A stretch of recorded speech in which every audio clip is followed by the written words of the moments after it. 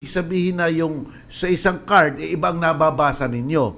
'Di ba? Kaya ewan ko kung paanong ginagawa yan. Doon nga daw sa unang pagkakataong nagkaroon ng bilangan diyan daw sa sinabi ng kabilang panig na yung nagpoprotesta na bilangin. Siya na nagsabing, bilangin nyo to sa lugar na ito. Talo pa rin eh.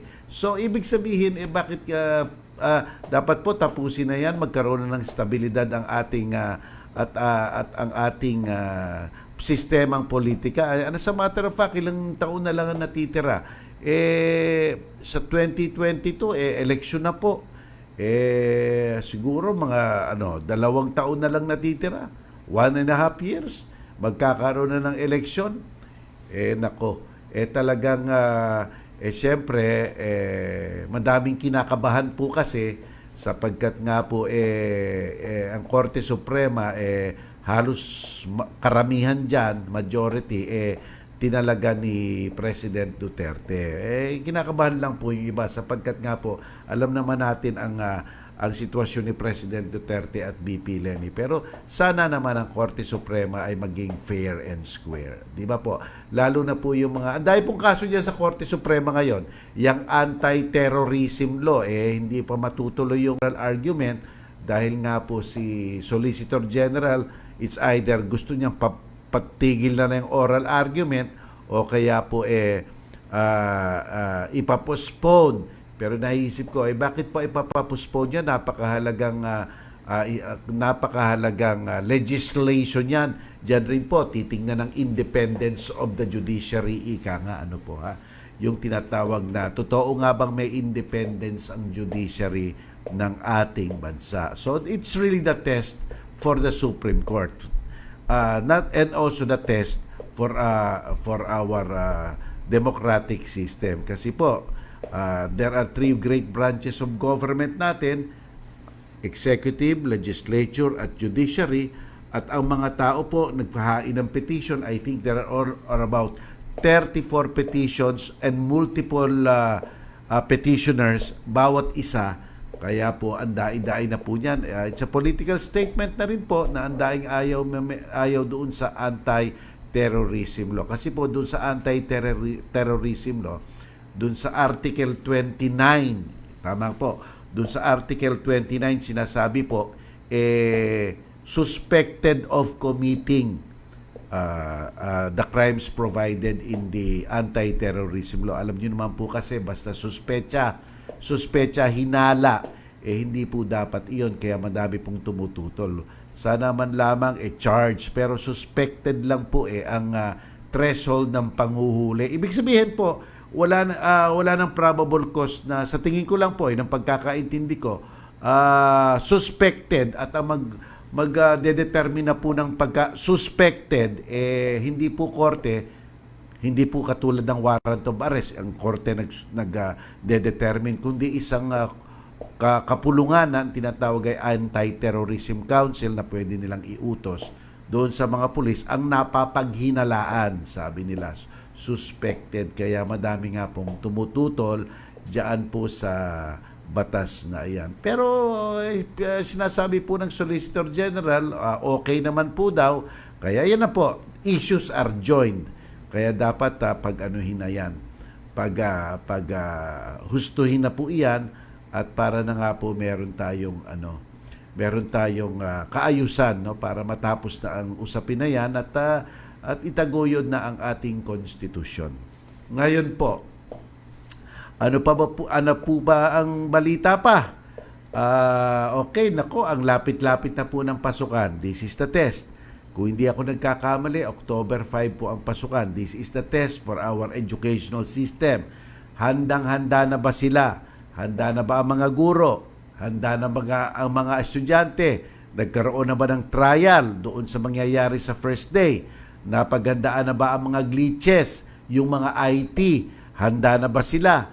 Nasabihan na ba sila kung sino ang mga guro, kung sino ang mga estudyante? Nalista na ba nila lahat doon sa online portal nila, doon sa application nila po? Kasi normally po kasi iba't iba ang mga application. May tinatawag na Zoom dyan, may tinatawag na Canvas, may tinatawag na Blackboard, may tinatawag na Google, anday na po, no? So, handa na po pa sila. Kasi po, this will really be a test not only for the schooling system in the Philippines, but for the government. Dito po ba sa pandemic na ito, nakapaghanda rin po ba ang gobyerno na magiging maayos ang pasukan? Alam niyo po, crucial sa pasukan yung first 2 weeks. Crucial po, and then after 2 weeks, mag-i-stabilize na po yan. Doon sa first 2 weeks po, madaming pwedeng mangyaring glitches sa online. Madaming hindi makapasok doon sa klase dahil hindi maka-access or mali ang binigay na password o kaya po talagang hindi ayos ang IT. Sana nag-practice ang Department of Education.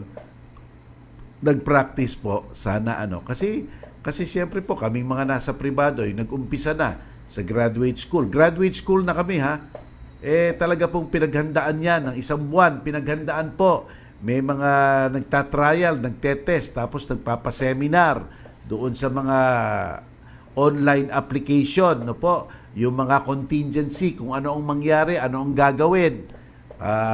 Kung ganito ang nawala, anong gagawin. Halimbawa sa mga test paper po, midterms na, dapat may backup. Halimbawa isang portal, biglang habang nag-submit na, pagkatapos mag-submit ng estudyante ng mga sagot sa examen, bumagsak! Boom! Nawala lahat ng mga sagot. Dapat may backup. Naisip na po yan ng Department of Education. Kasi po, kaming nag-umpisa na, nakita na po namin yan. Nakita na po namin ang mga glitches na pwedeng mangyari. Kaya sana handang-handa tayo. It's not just a matter of saying, handa na kami. Pero ang tanong talaga ba? So, ayan po. Yan po, kaya pagdasal natin, maging maayos para po sa ating mga kabataan at mag-aaral. Manalangin na po muna tayo bago tayo magpatuloy. Panginoon, nagpapasalamat po kami at nakarating kami ngayong araw na to dito sa programa naming Relasyon. Patnubayan po niyo po kaming maigi para nga po ang aming mga gabay ay makapagbigay direksyon sa aming mga kapatid na magtatanong sa amin ngayon. At lahat po ng aming kilos ay aming iniaalay para sa inyong ikabubunyi. Amen. 12:45 na po ng katanghalian. Ito po si Dean Mel Santa Maria. Huwag po kayong alis. Tayo po ay magbabalik. Magsasagutan na tayo ng tanong.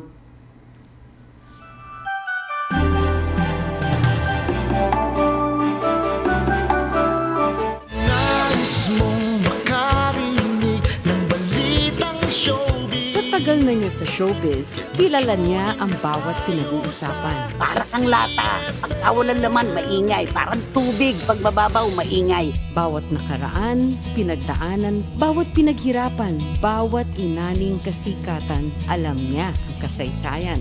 Bikanika niya silang problema na hindi kayang tugunan ng salapi at kasikatan. Christy for Minute. Walang maililihim kay Nanay Christy. Ngayon, ang mga artistang hindi natutong mag-ipon. Pero minsan, wala din siyang ibubunyag sa ngalan ng pinagsamahan. Sabi nga may sangandaan ng buhay, kanan, kaliwa, pasulong o patalikod. May karapatan tayong lahat na magbigay ng ating opinyon at komento. Lunes hanggang Biyernes, alas 4 ng hapon hanggang alas 6 ng gabi.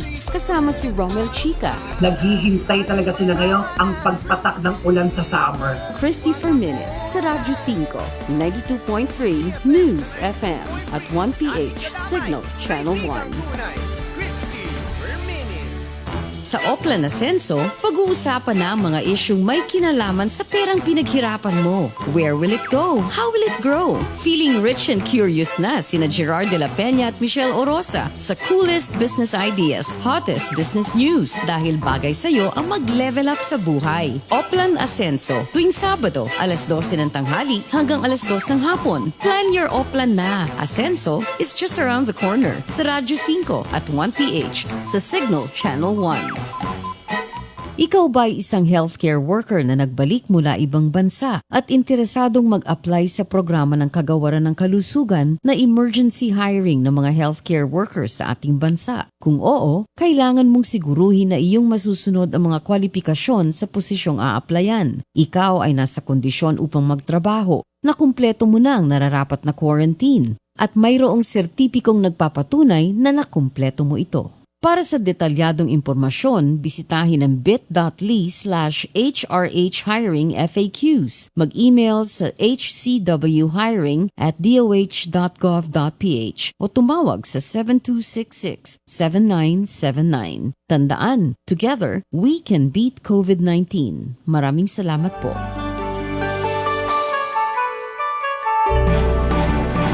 Mel Santa Maria, Gladys Lana Lucas, Relasyon. sa Radyo 5 at 1PH sa Signal Channel 1. Hello mga kapatid, patuloy po tayo sa ating programang Relasyon. Ito po ang tala sa Pilipinas. Ang total statistics po natin ng mga apektado ng COVID-19 ay 311,694. New cases, 2,426. At ang mga namamatay po ay 5,504 at ang mga new cases ay 58 at ang nagre-recover po ay 253,488 at ang mga new cases ay 85. Ayan po ang tala sa Pilipinas. Ingat pa rin po tayo. At ngayon po tumungo na tayo sa ating Word of the Day. Layon ng programang relasyon na makapagbigay ng payo na naaayon sa batas. Para higit na maliwanagan sa terminong legal, narito ang ating Word of the Day. Mga kaibigan, ang ating Word of the Day ay parating na papakinggan sa amin. Annulment, annulment, annulment. At parati pong nagtataka pa rin ang mga tao, Attorney, bakit may annulment at pagkatapos merong declaration of nullity? Pareho lang po ba yun? As a matter of fact, ilang beses na po rin namin na paliwanag yung pagkakaibang yan. Pero hayaan yung paliwanag ko ulit sa inyo. Ang annulment po ay ang pagpuputol ng kasal. Okay? At ang pagpuputol na yan ay tinatanggap na ang kasal ay valido at puputulin. So ang annulment po ay kasal ay valid, pinuputol. Ang declaration of nullity po ay ganito. Ang kasal ay hindi valid ng simula't simula pa at dinedeklara lang ng korte na walang bisa. Nakuha niyo po ang kaibahan na yon, ha? So ang kaibahan po natin, ang annulment valid hanggang pong maputol. Ang declaration of nullity natin ay sa umpisa pa lang invalid na at idedeklara ng korte na ganun nga, invalid. Malaki po ang kaibahan. Sapagkat po ang annulment natin, 6 lang ang dahilan para makapag-file ka ng annulment. Halimbawa po, number 1, dapat kung ikaw ay 18 at 15, may pagsang-ayon sa ang magulang mo sa iyong kasal. At kung wala, pwedeng i-annul yan pagkahantong ng 21 years old nung dating hindi 21 years old. At may 5 taon siya mula sa sa edad na 21 para putulin ang kasal. Pero kung sa loob ng 5 taon na yon nagkaroon sila ng free cohabitation, hindi na mapuputol. Kaya nga, basta if you got married between 18 and 21, pwede mong paputol lang iyong kasal kung ikaw ang 18.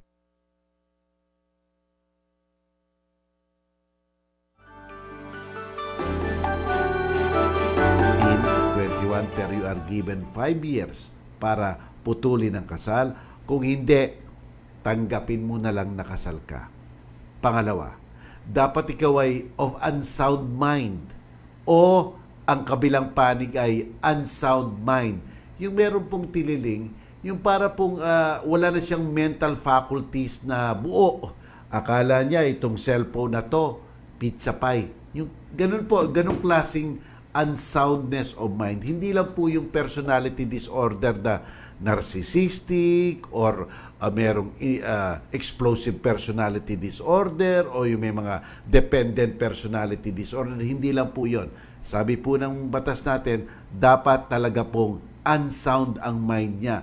Yung bang hindi na po niya ma-distinguish kung ano mga nakikita niya, mga kausap niya, ganun po ang unsound mind. Sabi po ng batas natin, yung pong basing iyon ay pwedeng ipaputol nung taong may unsound mind basta bigla siyang natauhan o kaya ng kanyang mga guardian hanggat kamatayan. Yun po ang taning hanggat kamatayan. So, yun po ang pangalawa. Una po, between 18 and 21 without parental consent. Number 2, unsound mind. Number 3 po, fraud, pangloloko. 4 lang po ang panglolokong tinatanggap ng ating batas. Unang pangloloko, hindi nyo po sinabi sa inyong naging asawa na nung kinasal po kayo, o kaya po after kayo kinasal, hindi po, nung kinasal kayo, hindi nyo sinabi nung kinasal kayo, convicted na pala kayo by final judgment ng isang kasong involving moral turpitude. Kayo pala ay isang convicted criminal na. So, kung nilihim nyo yan po, habang kayo'y kinakasal, pwedeng putulin ang kasal. Pangalawa, ang babae po, nilihim niya na nabuntis siya sa ibang lalaki nung kinakasal siya. Hindi po siguro obvious. So, nagpakasal siya sa ibang tao. Hindi niya sinabihan na siya pala ay buntis. Yung pagtatakipong yon, another ground for annulment. Based on fraud. Number 3 po, iba po ang kasarian. Nilihim rin po na siya pala ay ibang kasarian. Hindi po may sakit ang wala pong sakit ang gay people. Wala po talaga. Kaya lang yung orientation baka hindi makapagtaguyod ng kasal. Kaya po maaring maputol rin sapagkat nga halimbawa ang gay lesbian baka gusto nilang makipagpartner na doon sa talagang nagugustuhan nila. Kaya pwedeng paputol po at pang-apat po sa fraud. Fraud po may nilihim na may sexually transmissible disease. Yan po, nilihim na may sexually transmissible disease. So, yan po. Basta't ganun po. Hindi pa tayo tapos. So, una, 18 and 21, walang pahintulot ng magulang. Pangalawa, unsound mind. Pangatlo, may fraud. At uri ng fraud, 4. Nilihim na siya ay kriminal. Nilihim na siya ay buntis na pala sa iba. Nilihim na iba pala ang kasarian niya. Nilihim rin na siya ay may sexually transmissible disease habang kinakasal. O nasa pang-4 na po tayo. Yung pang-4 po, yung po ang tinatawag na vitiated consent. Ito po yung mga shotgun marriage. Pinilit, tinutukan ng barel, inintimidate, tinret na dapat magpakasal. Kung hindi, may mangyayari sa kanya. Ang tawag po dyan, vitiated consent, pwede pong paputol. Yan. Ayan po yung pang-4. Pang-5 po, sa annulment. Pang-5 naman sa annulment. Yung nung kinakasal pala, wala pong kapasidad na magkaanak. Hindi po sterility yung physical na hindi makapag-anak. Halimbawa po, yung lalaki impotent. O kaya po yung babae frigid. Hindi po kahit na po hindi nilihim, kahit na alam ng dalawang panig, pero nagpakasal rin po sila, binibigyan sila ng 5 taon mula sa celebration of the marriage para paputol. So yun po ang pang-5. Pang-6 po sa annulment at huli, yung pong may napakalubhang STD na lantad na kahit na lantaran, nagpakasal pa rin, pwede pa rin paputol, pero 5 taon mula sa marriage celebration. Iyon po ang annulment of marriage. 6 po ang dahilan, ang annulment. At tandaan nyo, sa annulment may conjugal property, may absolute community of property kasi nga po, tinatanggap na valid up to the time it's terminated. Ngayon naman po, punta tayo sa nullity of marriage. Ang nullity of marriage po ay walang bisa ang kasal ng simula't simula pa.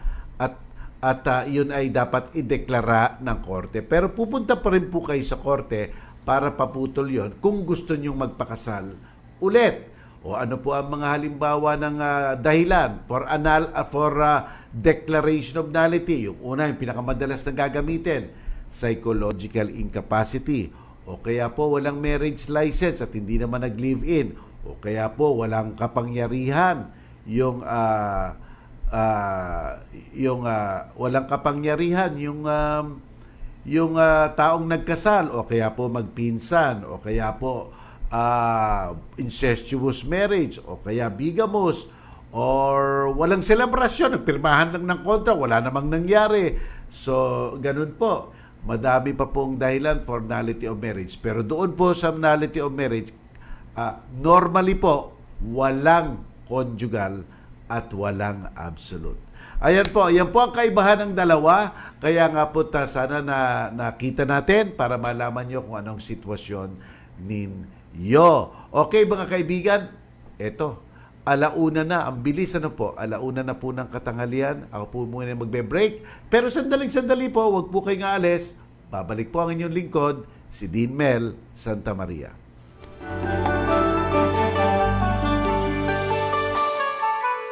Ang programang ito ay inihatid sa inyo ng Ginebra San Miguel. Lahat tayo ay magkaisa bilang One Ginebra Nation. Halos 200 parangal ang natanggap niya para sa kanyang galing at husay sa radyo at telebisyon. At sasamahan siya ng nag-iisang diyosa sa balat ng FM radio. Simula October 5, alas 6 ng umaga, nasa Radyo 5 na si DJ Chacha at Ted Filon.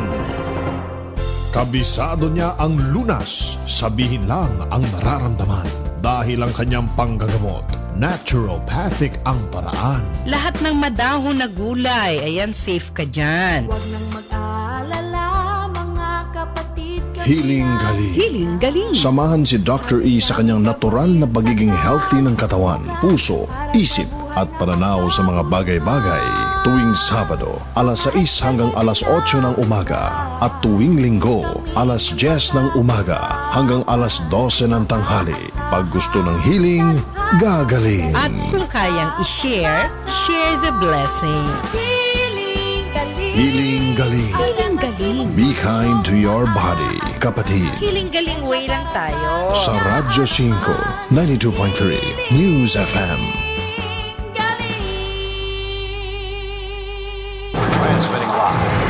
Transmitting live from our brand new studios at TV5 Media Center in Reliance, Mandaluyong. By land, by sea, and on air. Mula sa pinakabaksyong newsroom sa buong bansa. 25,000 watts. Radyo 5, 92.3 News FM. Iwanan mo na ang lumang tunog ng AM. Ang programang ito ay hatid sa inyo ng Ginebra San Miguel. Lahat tayo ay magkaisa bilang One Ginebra Nation.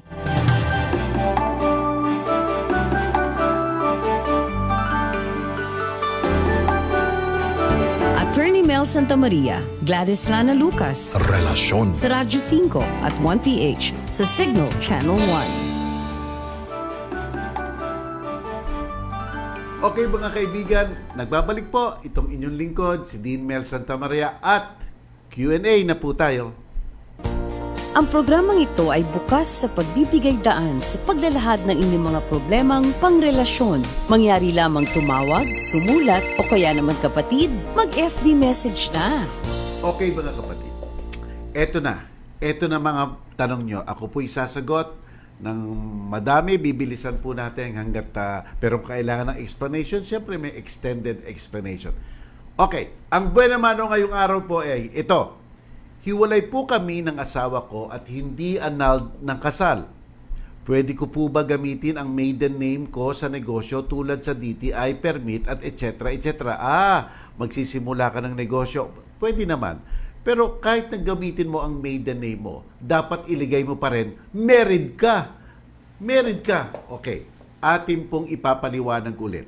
Ano po ba ang pwedeng gamiting apelido ng isang kasal na babae? Number 1, apelido maiden name niya. Hindi niya babaguhin. Iyon.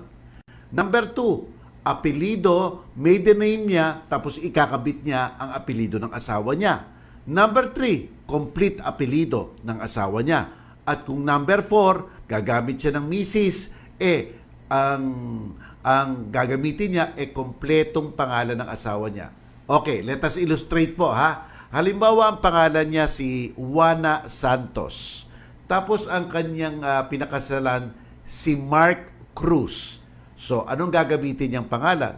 Number 1, pwede niyang panatiliin ang kanyang pangalan, Juana Santos. O kaya, pwede niyang gamitin ito, Juana Santos Cruz. O kaya, pwede niyang gamitin ito, Juana Cruz. Ngayon, kung gagamit siya ng Mrs., dapat ang ilalagay niya, Mrs. Mark Cruz. Yan po ang pwedeng gamitin ng mga babaeng may asawa. Maliban na lang po sa passport, kung naumpisahan na gamitin ng babaeng may asawa ang apelido niya ng kanyang lalaking asawa, tuloy-tuloy na po yan hanggang renewal at ma-declared null and void. Ngayon, hindi po ibig sabihin na porkit nagamit nyo na ang maiden name nyo, chechekan nyo doon ang status, single or married. Huwag nyo pong chechekan ng single, married pa rin po kayo. Hindi po mawawala yon. At lahat po ng inyong kinikita dyan at napupundar sa business na iyan na inumpisahan ninyo, conjugal or community property pa rin. In short, ang nangyari lang, nagamit nyo po ang inyong maiden name, pero po hindi nababago ang nature ng inyong kinikita, conjugal pa rin po. Dapat po maliwanag yan sa ating lahat. Okay po? Alright, tungo po tayo sa pangalawang tanong. Tama po ba yung ginawa ng aking company namin na hindi ko pagpayag mapa-assign sa ibang project kahit may COVID at may katandaan na rin ako? 3 taon na ako sa kumpanya, tinanggal ako ng walang abiso. Okay, ang pagtatanggal po ay parating dapat may abiso. Sapagkat po kung dalawa po ang uri ng pagtatanggal. Isang pagtatanggal dahil hindi kayo gumawa ng ayon sa legal sa ilalim ng batas. Halimbawa po, ng nakaw. May attitude na empleyado na parang ang hirap pakisamahan. Hindi sumusunod sa nagpapatrabaho, bagamat sinesweldohan siya, hindi sumusunod, matigas ang ulo, akala mo ikapartner ng may-ari. Ayan po. Gusto niyang gawin, hindi nakikinig. O pumunta ka doon, ayoko sir. Punta ka dito, ayoko sir. Yun po ang tawag po doon, lawful cause. Pwede po kayong tanggalin, wala po kayong separation pay, pero dapat may notice po kayo para bigyan kayo ng pagkakataon magpaliwanag. Okay, yun po ang unang sani ng pagtatanggal. Ang pangalawa pong dahilan para magtatanggal ay yung tinatawag pong authorized cause. Ang authorized cause po ay pinapayagan ng batas sapagkat po kailangan magtipid ng kumpanya. Halimbawa po, retrenchment. 3 katao ang pwedeng gumawa ng isang tungkulin. Pwede na pong tanggalin ng 2. Di ba po? Retrenchment yung 2.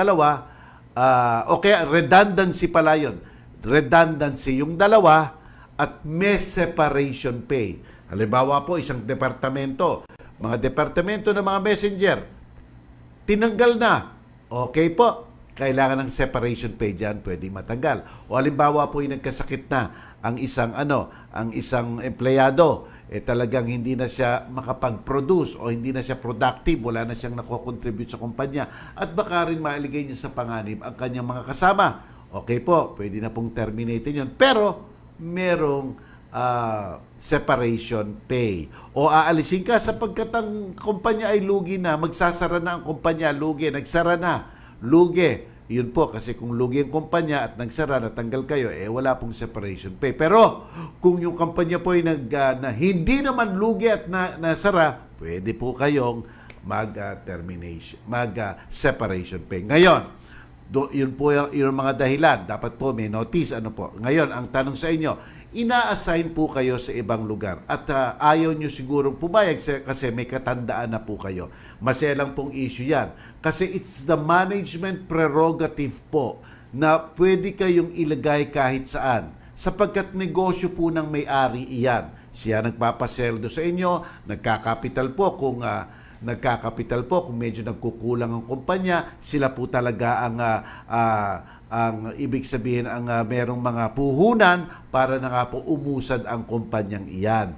Kaya po merong employer-employee relationship po. Kaya po may tinatawag tayong boss at may tinatawag po tayong empleyado. Kung anong uutos sa atin ayon sa terms of reference ng kontrata, siya po nating dapat gagawin. Okay po, ngayon kung hindi kayo sumusunod, may management prerogative po na baka tanggalin na kayo. Di ba po? Kasi yun po ang pumapasok sa isang lawful cause. Pero po, kung ginagawa yun ng management dahil may mali siya, ayaw na sa inyo, gusto talagang tanggalin kayo, pinag-iinitan kayo, iba pong usapan yun. Kayo po ay baka ma-constructive dismissal at bawal po yun. Kaya tignan nyo kung nasaan po kayo, ha? Tignan nyo kung nasaan kayo. Okay, isa pang tanong. Bilang bunsong anak at ako na lang walang sariling bahay, pwede ko po ba i-demand sa nanay ko na mapunta sa akin na lang yung bahay na maiiwan nila ni tatay? May nagastos po ako doon, kaso doon napayag diin ko kapatid, marami po kami paghahatian sa mana lupa. Pero, sabi mo, na ibibigay na lang sa'yo kasi madami ka nang nagastos po ako doon. Kaso, doon napayag in ko kapatid, marami ko kami na hinahatin na, hindi ko na po maintindihan ang sinasabi nyo. Able ung bahay, hihingi ko na sa akin kung mapunta, pwede po ba yun? Well, anyway po, ito po ang alituntunin. Ang pag-aari po ng inyong mga magulang, kung buhay pa sila, ang pag-aari po ng inyong magulang, kung buhay po sila, generally po, wala kayong say na mga anak. Wala. Kanila po iyon. Kung gusto nilang pagbili, no say kayo. Maliban na lang po yung tinatawag na conjugal home. Kailangan hingin pahintulot ng mga taong nakatira doon, lalong-lalo na yung tinatawag na beneficiary. Ngayon, ang gusto nyong maiwan sa inyo yung bahay. Hindi po. Hindi po pwedeng pagkasunduan ang mamanahin ng isang tao habang buhay pa ang mga magulang. Sila lang po ang pwedeng mag-decide niyan. Hindi po mapipilit ng isang anak. Wala pong K ang isang anak. Tandaan niyo po yan. Sa mga magulang niyo po yan, libreng-libreng sila kung anong gagawin nila at kung kanino sila pupunta ayon. Ngayon, kaya lang po, lahat ng mga anak, pag namatay ang mga magulang, dapat ang makukuha pantay-pantay. Halimbawa po, wag naman sanang mangyari. Namatay po ang inyong mga magulang. Ngayon po, kayong mga magkakapatid, kayo ang magde-decide kung ano ang pupunta sa inyo. Kung magkasunduan kayo na iyon na ang bahay, no problem, nagkasunduan po kayo. Pero kung hindi po kayo nagkasunduan, ayan na po, pupunta na po kayo sa korte, magfa-file po kayo ng intestate proceedings. At diyan po sa korte, sasabihin nyo kung bakit nyo gusto na doon kayo sa bahay na iyon. Papatunayan nyo sa korte. At depende na po ang ebidensya ng mga kapatid ninyo at ang pagdedetermina ng korte. Iyan po ang kasagutan sa inyong question. Tanong. Okay, tuloy na po tayo sa ating iba pa. May nagsanla po sa amin ng bahay na studio lang po.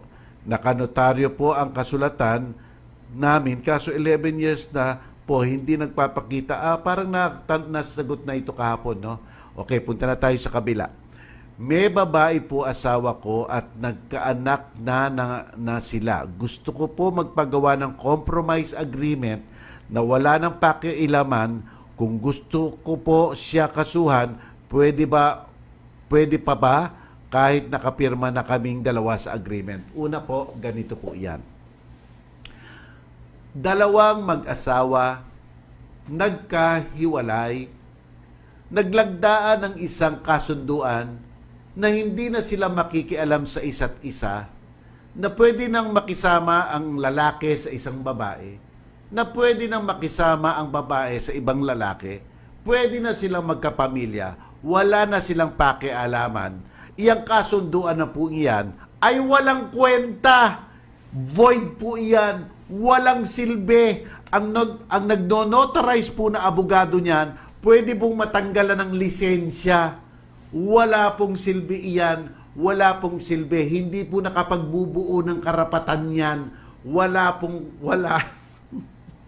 Walang-wala po yan. Kahit na po 10,000 notaryo pa yan. Alaus po. Alaus. Ngayon, eto po. Pero kung nagdemanda ang isa't isa ng pag-aapid ng kabilang panig sa ibang babae o sa ibang lalaki, ang silbi lang po niyan ay mapakita kung adultery ang final o concubinage ang final para makita na may consent.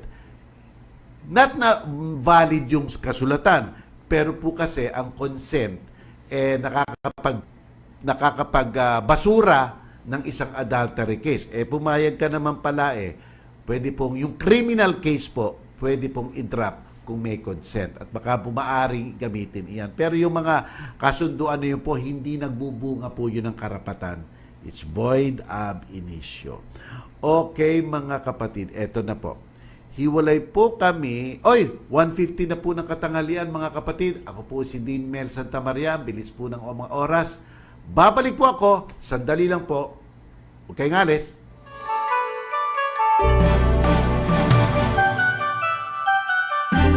Mula sa Ginebra, San Miguel, isang ganadong mensahe ng pag-asa, pagkakaisa at pagbangon sa new normal. Tayo'y magkaisa sa One Ginebra Nation.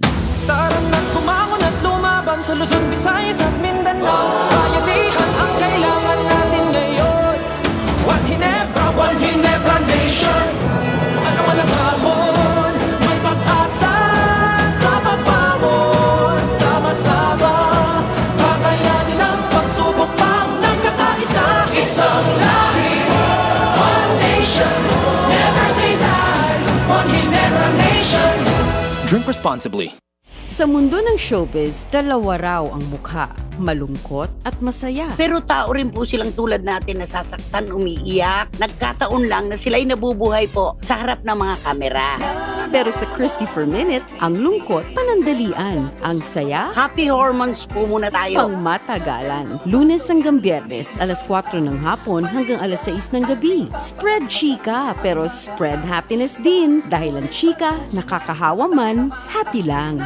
Christopher Minute. Samahan ang reyna ng happy hormones, Christopher Min. Kalimutan po muna natin ang ating mga problema kahit pansamantala lang. At Romel Chica. Tumuto po kayo, kami na po ang bahala ni nanay sa inyong hapong chikahan. Sa Radyo 5, 92.3 News FM at 1PH Signal Channel 1. Kabisado niya ang lunas. Sabihin lang ang nararamdaman. Dahil ang kanyang panggagamot, naturopathic ang paraan. Lahat ng madahon na gulay, ayan, safe ka dyan. Huwag nang mag-aalala, mga kapatid. Healing Galing. Hiling galing. Samahan si Dr. E sa kanyang natural na pagiging healthy ng katawan, puso, isip at pananaw sa mga bagay-bagay. Tuwing Sabado, alas 6 hanggang alas 8 ng umaga at tuwing Linggo, alas 10 ng umaga hanggang alas 12 ng tanghali. Pag gusto ng healing, gagaling. At kung kayang i-share, share the blessing. Healing Galing. Hiling galing. Be kind to your body, kapatid. Hiling-galing way lang tayo. Sa Radyo 5, 92.3 News FM. Ikaw ba'y isang healthcare worker na nagbalik mula ibang bansa at interesadong mag-apply sa programa ng Kagawaran ng Kalusugan na emergency hiring ng mga healthcare workers sa ating bansa? Kung oo, kailangan mong siguruhin na iyong masusunod ang mga kwalifikasyon sa posisyong a-applyan. Ikaw ay nasa kondisyon upang magtrabaho, na kumpleto mo na ang nararapat na quarantine, at mayroong sertipikong nagpapatunay na nakumpleto mo ito. Para sa detalyadong impormasyon, bisitahin ang bit.ly/HRHHiringFAQs. Mag-email sa hcwhiring@doh.gov.ph o tumawag sa 7266-7979. Tandaan, together, we can beat COVID-19. Maraming salamat po.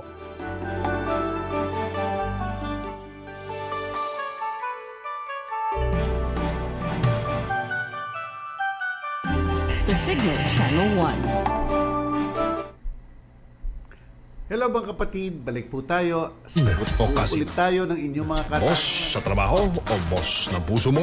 Relasyon. Sa Radyo 5 at 1PH sa Signal Channel 1. Hello mga kapatid, balik po tayo. Sagot po ulit tayo ng inyong mga katanungan. Ito na po. Hiwalay po kami ng asawa ko. Kasal kami. Yung bahay namin, pundar namin ng mag-asawa. Pag binenta ba niya, wala ba akong karapatan? Hay, naku, may karapatan po kayo. May karapatan po kayo. Ito po mga alituntunan. Ganito po ha. Basta't ang dalawang mag-asawa ay walang kasunduan na tinatawag na prenup agreement bago sila ikasal na tinatakda na what is yours, what is mine, nagbibigay po ang ating batas ng kaayusan ng pag-aari para sa dalawa. Ang tawag po dito, absolute community of property. Ito pong absolute community of property, ang sinasabi, lahat ng pag-aari ng mag-asawa, nung sila ay dalaga at binata pa, basta't sila ay nag-asawa, kapwa may-ari na sila. At lahat ng napupundar nila doon sa habang sila'y kasal, ay kapwa may-ari sila. Ang mga sweldo nila, kapwa may-ari sila.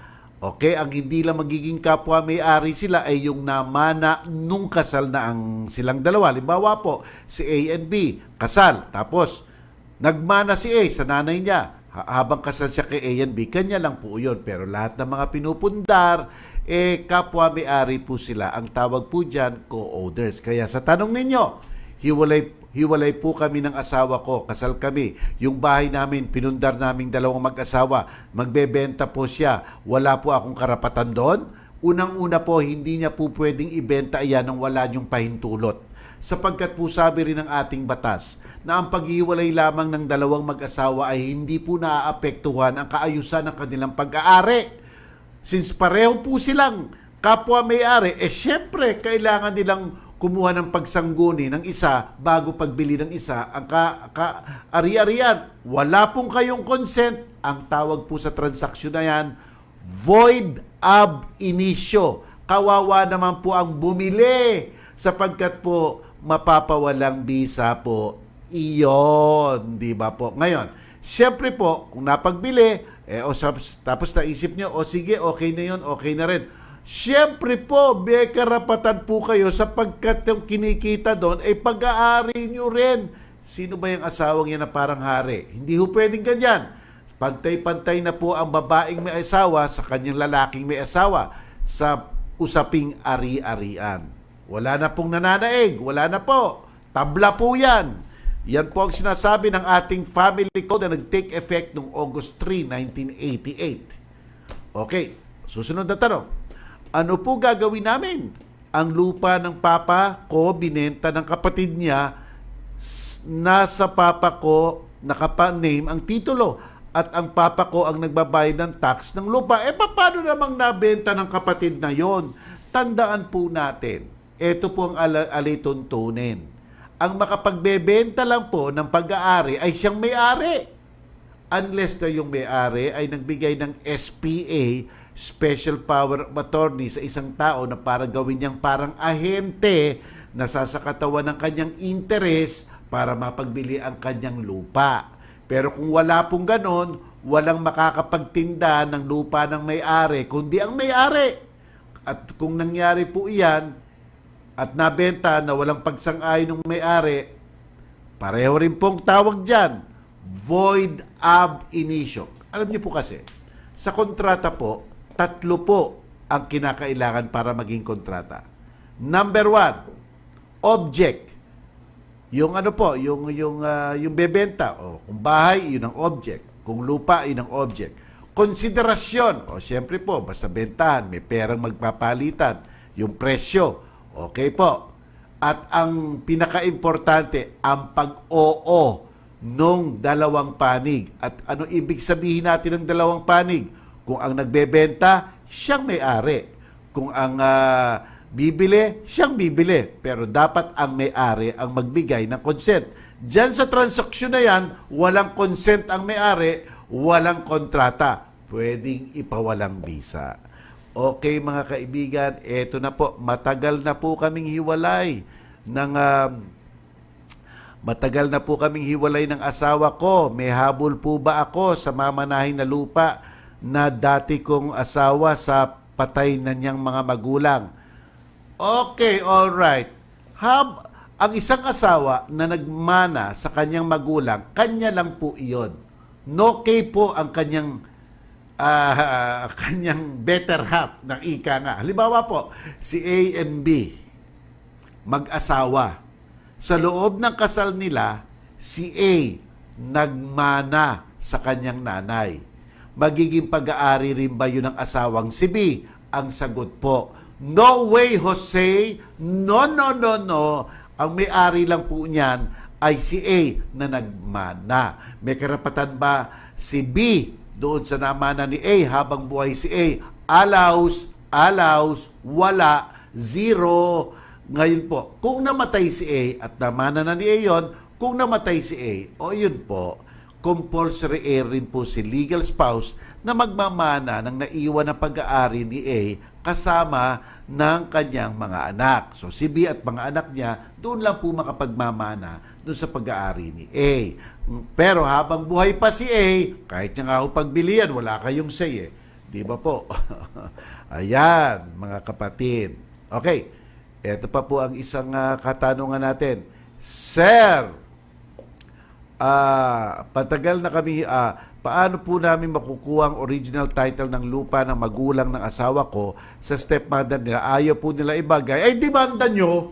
Demanda nyo po yan. Hindi po pwedeng ganyan yan. Hindi naman nila pag-aari yun. Saan po ba nila hinuhugot ang karapatan nilang kupkupin yung titulong yung hindi naman sa kanila? Di ba po? Pero baka naman sinangla. Baka naman sinangla ng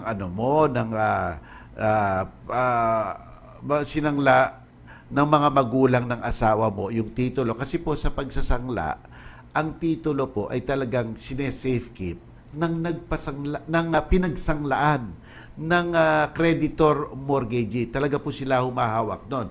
Pero kung tagal na po iyan at pasuna po iyan, kasi po ang sangla, ang written contract of loan, talagang napapaso after 10 years, wala na po yun. Dapat kunin nyo na po yun. Okay, mga kapatid? Tingnan nyo kung nasaan kayo dyan. Tingnan nyo mga dokumento. Okay, alright. Baka naman nagde-demand letter. Hindi nakapagbabayad. Okay, let's see, mga kapatid. Attorney, ano pong gagawin ko sa lupang hinuhulugan ko ng fully paid na? Okay, fully paid na pala. Pero ayaw nang magpirma ng may-ari sa deed of sale. Ayon sa agent kasi wala po kami doon pero may kasunduan kami. Basta't po na tinanggap ang buong konsiderasyon. Tinanggap po ang buong konsiderasyon. Nabitawan nyo na, binigay nyo na sa kanya, tinanggap niya po. At alam na ang pagtatanggap niya ay tungkol sa isang biniling lupa o bahay. May kontrata na po yun. Kaya pwede nyo pong ihablayan. Breach of contract po yan. O kaya mag-file kayo ng specific performance. Opo, patunayan nyo lang po na malinaw ang inyong kontrata kahit na po salita lamang. Kasi po, partially executed na yan. Nakapagbayad na kayo. Di ba po? Okay, tuloy po tayo sa ating mga katanungan, mga kapatid. Pwede mag-ask, sabi niya. Paano po ang mga nahuli sa airport? Pwede ba sila hulihin kahit walang warrant? Okay po, ito po ang alituntunin. Number 1. Pwede bang hulihin ang isang tao kahit saan nang walang warrant of arrest na nanggagaling sa korte? Ang sagot, generally po, hindi pwedeng hulihin ng walang warrant of arrest na nanggagaling sa korte. Ang korte lang po ang pwedeng mag-issue ng warrant of arrest ayon sa ating saligang batas. Ngayon po, may mga pagkakataon po na pwedeng magkaroon ng warrantless arrest. Mga arrest na walang warrant pero ayos. Ito po ang mga tatlong sitwasyon. Number 1, yung krimen nangyayari sa harapan mo, hulihin ng alagad ng batas, pwede yon, kahit walang warrant of arrest. Hot pursuit, kagagawa pa lang ng krimen, hinahabol nyo na. Tandaan natin, kagagawa pa lang, hinahabol na. Di ba po? Yon, kahit walang warrant of arrest. O kaya, takas preso. Pwede pong hulihin ng walang warrant of arrest. Baka takas preso yan, kaya hinuhuli. Di ba po? O baka may standing warrant yan. May kaso pero hindi niya ina-attendan. So may standing warrant yan. So dapat tingnan-tingnan nyo kung ano ang sitwasyon dyan. Ayan po. Kasi po ang warrant of arrest po ngayon talagang hindi na po kamukha nung dati nung martial law na kahit sino-sino lang mga administrative department na nakapag-i-issue niyan, tuloy inaabuso. Kaya ngayon po sabi, ang korte lang na makapag-i-issue ng warrant of arrest. At doon lang po sa tatlong sitwasyon na yon, pwedeng magkaroon ng tinatawag na warrantless arrest. Ayan po, mga kapatid, mga kaibigan. Alright, mga kaibigan, popost lang po sandali at babalik po ako. Mabilis po ito. Ito po ang inyong lingkod, si Dean Mel Santa Maria.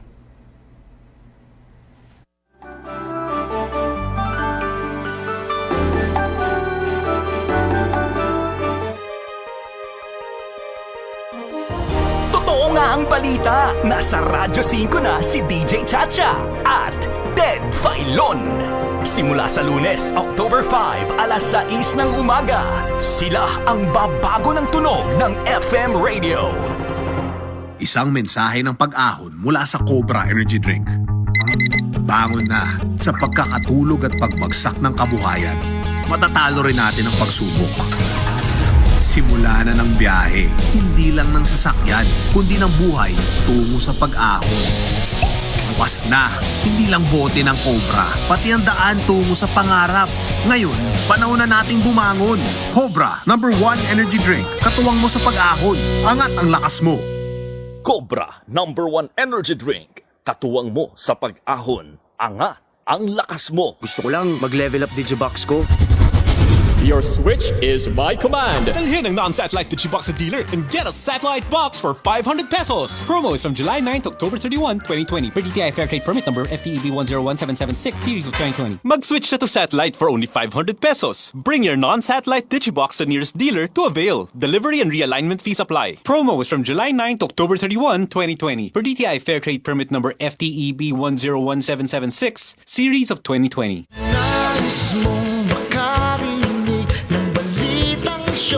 Sa tagal na niya sa showbiz, kilala niya ang bawat pinag-uusapan. Para kang lata. Pagka walang laman, maingay. Parang tubig. Pag mababaw, maingay. Bawat nakaraan, pinagdaanan, bawat pinaghirapan, bawat inaning kasikatan, alam niya ang kasaysayan.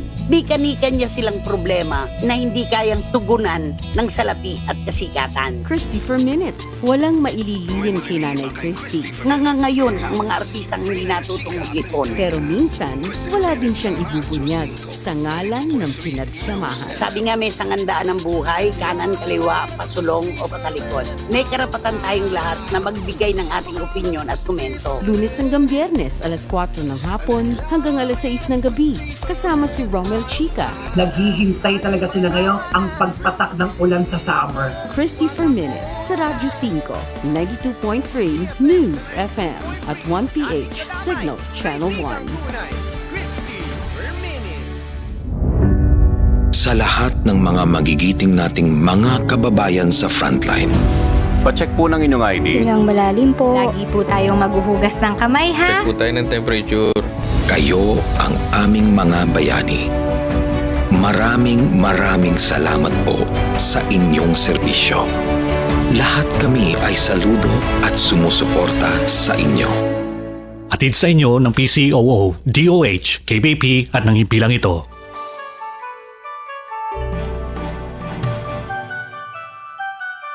Sa trabaho trabaho o boss ng puso mo?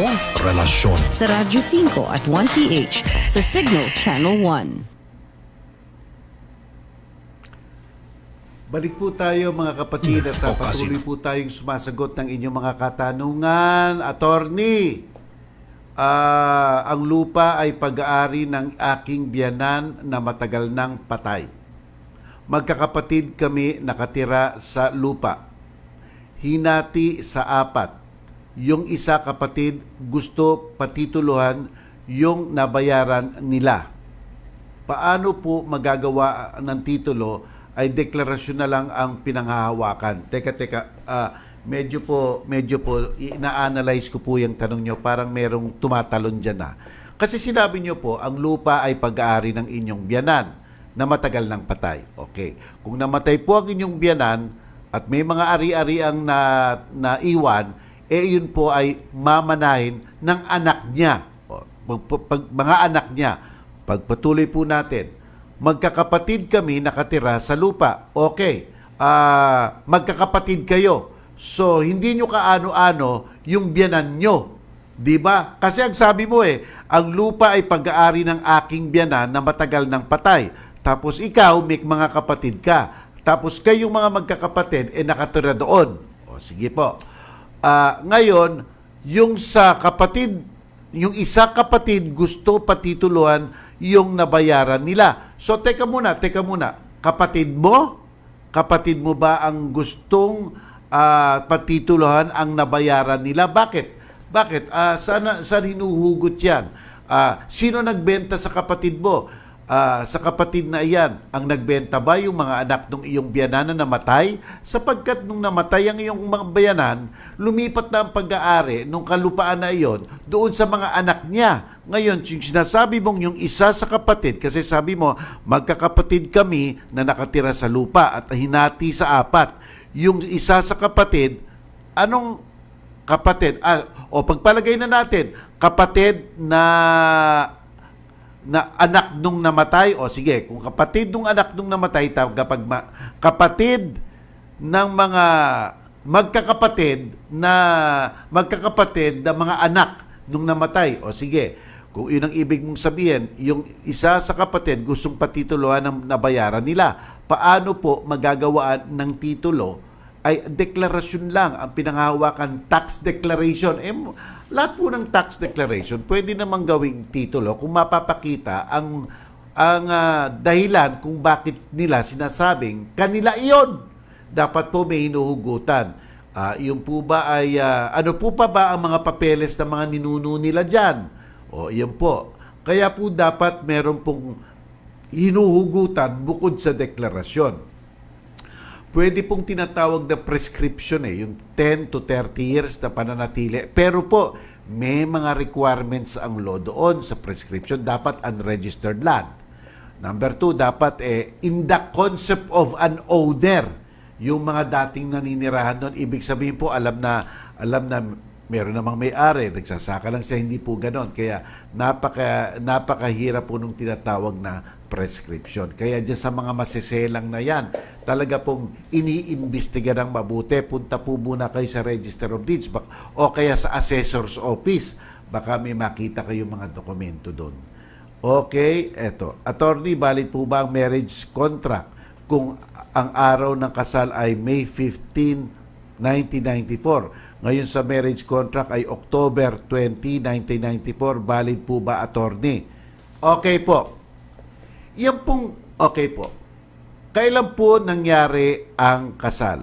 Nangyari po ba noong May 15, 1994? Kailan po silang humarap? Kailan po sila humarap sa taong pwedeng magkasal? Kailan po sila nagkaroon ng selebrasyon? Kasi po ito po ang mga requisitos ng kasal. Ito po mga requisitos ng kasal. Sila ay may legal capacity, 18 years old and above. Umuo po sila sa isa't isa. Sa harapan ng isang taong pwedeng magkasal, pare, mayor, wes, ministro, meron po silang marriage license, maliban na lang kung nag-live-in sila ng 5 years, at may seremonya. Kung naganap po yung 5 iyan, may kasal po. Ngayon po, kung merong pagkakamali lang ng mga dates o mga address diyan po sa marriage certificate, hindi po nabubura ang kasal na nangyari, na dinaos. Ano po, meron pong kasal. At yan pong pagkakamaling mga petsa, pwede lang pong paayos iyan sa local civil register at ilagay ang tama. Hindi po ibig sabihin na walang naganap na kasal. Kung may naganap na kasal, may kasal. Ang pagkakamali lang sa mga entry diyan po sa loob ng isang marriage certificate, pagkakamali lang na pwede namang paayos. Ayan po, ha? Alright, paano po kaya makukuha yung true copy ng title ng lupa ng asawa ko, stepmother nila Ayob? Nasagot na natin yan. Okay po, ito po ang isang katanungan. Sino po ang mas may karapatan na magme-may-ari ng lupa? Kasi po, ang unang nakabili ng lupa, ang deed of sale, ay nagbayad ng 20,000 exchange for the right to repurchase. Wala pong notaryo, pagkatapos binenta ulit sa iba pero may deed of sale na patituluhan ng huling bumili, sino po ang totoong may-ari? Okay po, ito po ang nakalagay sa batas natin. Double sale.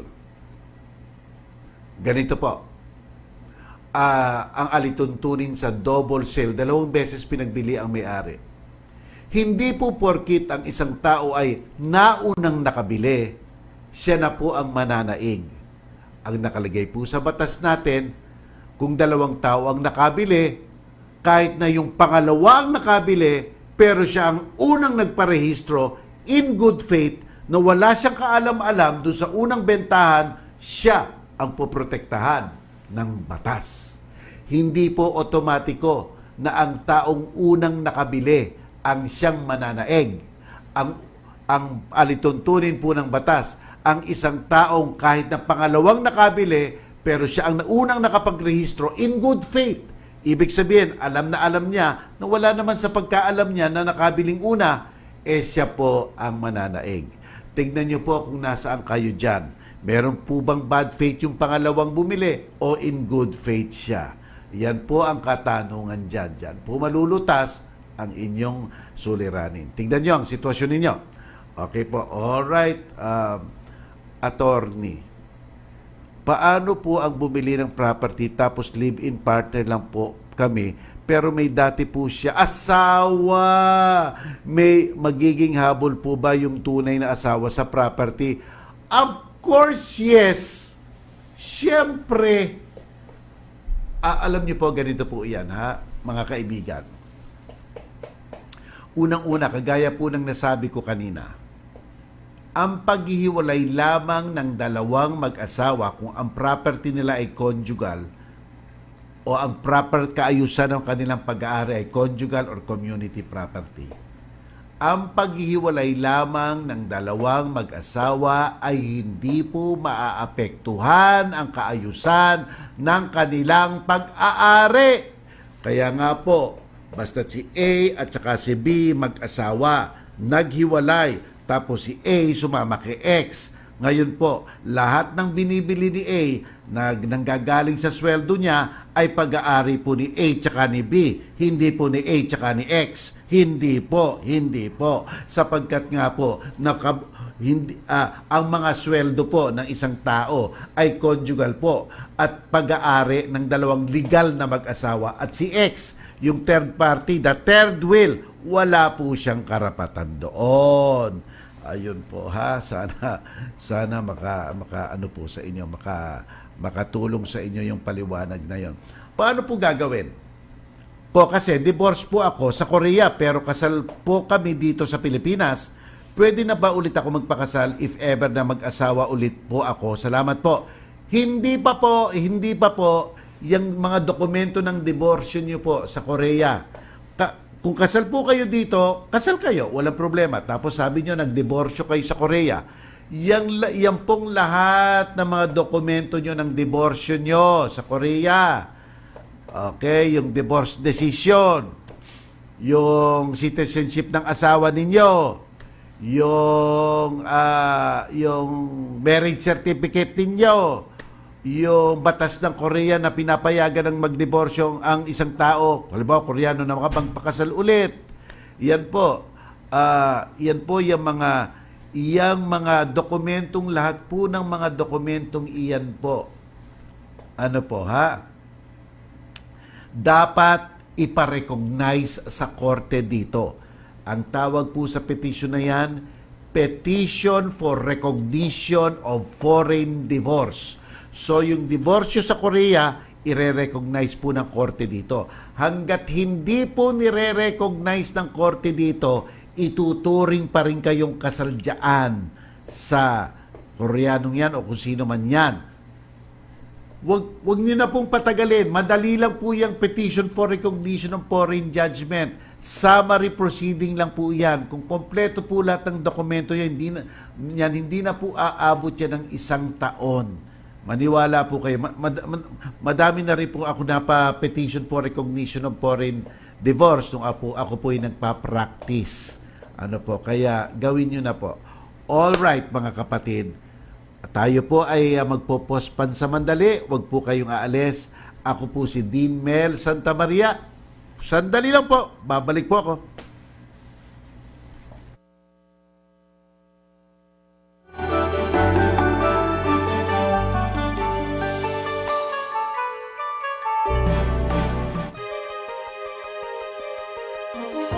Wake up to your new morning habit on FM radio.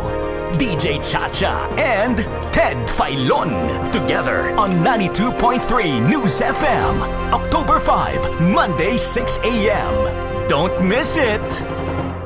Kasama po sa Bida Solusyon Campaign ng DOH ang physical distancing. Ito ay ang D para sa dumistansya ng isang metro. Ang COVID-19 ay nakukuha mula sa droplets kapag umuubo o bumabahing nang walang maayos na physical distancing at pagsusuot ng mask. Kaya naman, ugaliing dumistansya. Labanan ang kontrabida. Para sa iba pa pong impormasyon, bisitahin ang Bida Solusyon at DOH official Facebook page. Tandaan, weekend #Bida Solusyon to COVID-19. Maraming salamat po. Blended learning is a way of teaching that combines... Sa ilalim ng New Normal, naglatag ang Department of Education ng mga paraan para may pagpatuloy pa rin ng kabataan ang kanilang pag-aaral kahit nasa loob ng tahanan. We now call it blended learning. One, there will be printed material. And the second approach, online learning platform. Those homes which do not necessarily have connectivity may have television and radio-based instruction. Dahil kaligtasan at kalusugan pa rin ang una. With blended learning, there will be no face-to-face classes and sessions until we are assured of the safety of our children and our teachers. Edukasyon ay hindi pababayaan habang COVID-19 ay patuloy na nilalabanan. With blended learning, we are offering opportunities for children to continue their studies and their learnings. A message from PCOO, KBP, and this station.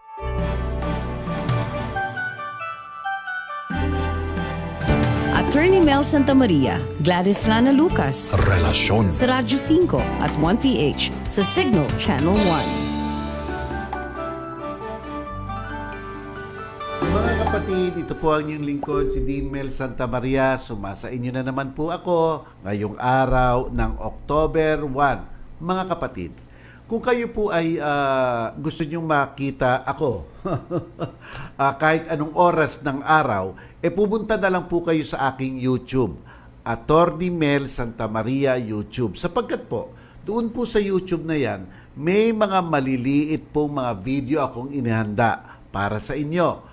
Mga iba't ibang mga usapin. Usapin ng paghihingi ng suporta, usapin ng paghihiwalay, usapin ng pangongolekta ng renta, usapin ng pagsasangla, usapin ng sisingil ng utang, usapin ng pagdidiborsyo, usapin ng mga nagtatrabaho, usapin ng illegal dismissal, usapin ng mga guro. Madami po akong video na pinag-usapan ang mga legalidad ng mga issue. Kaya po, baka iyon makasagot sa inyong mga tanong. Kaya po, punta po. At meron rin po ako dyan, mga interview po. Ini-interview ko po yung ilang mga personalidad na maaaring kilala ninyo. At pangatlo po, ako po ay nagre-react sa mga natatanging mga nganta na napakagaling, mga Pilipinong mga nganta. Ako po ay nagre-react doon. Sa YouTube, Attorney Mel Santamaria. Huwag niyo po sanang makalimutan, mag-subscribe lang, pindot ang subscribe, pindot rin po yung bell para po kung ako'y nag-a-upload, kayo ay nabibigyan ng alerto. Ayan po, mga kapatida. Ayan ha. Kaya, Attorney Mel Santamaria, YouTube channel, diyan po sa ating internet. Kaya pagkatapos ito, pwede na kayong pumunta doon. At isa pa po, meron po akong Facebook at Dean Mel Santamaria Facebook page. Pindot lang po ang like. At ayun, makikita nyo rin po ang ilang mga video ko po doon. Kaya mga kapatid, ayan po, pwede po tayong magkaroon pa ng mga pagtatalakayan dito po sa relasyon. Dito po natin gagawin ang lahat ng mga talakayan natin. Dito kayo magpo-post ng mga tanong sa relasyon naman po dito sa 92.3 News FM. Ayan po mga kapatid. Patuloy na po ang ating pagsasagot sa iba't iba pang mga katanungan ninyo. Okay? Alright. Ito, isa pa. Last May 2019, ang kapatid ko po ay nasama sa aksidente. Di pa nagbabayad yung nakabangga. Pinagamot lang po kapatid ko, then hindi na po binayaran ang danyos. Hindi na po siya nakakatrabaho. May habol po ba kami? Opo, may habol po. May habol 2016 po. Kung civil case po yan, torts po yan, ibig sabihin 6. Baka po ang taning yan up to 2025. Yan po, 6 na taon o 5. 6. Pero pasok na pasok po kayo. Mag-file na kayo ngayon. Mag-file na po kayo ng civil case para po makuha nyo pang ibang mga damnyos. Ay, kamukha po ng mga sweldong hindi nakuha ng inyong kapatid sapagkat nga nasa ko na siya. O yan po, pwede nyo bawiin po yun. Ayan, sige po, file nyo na. Ito pa po.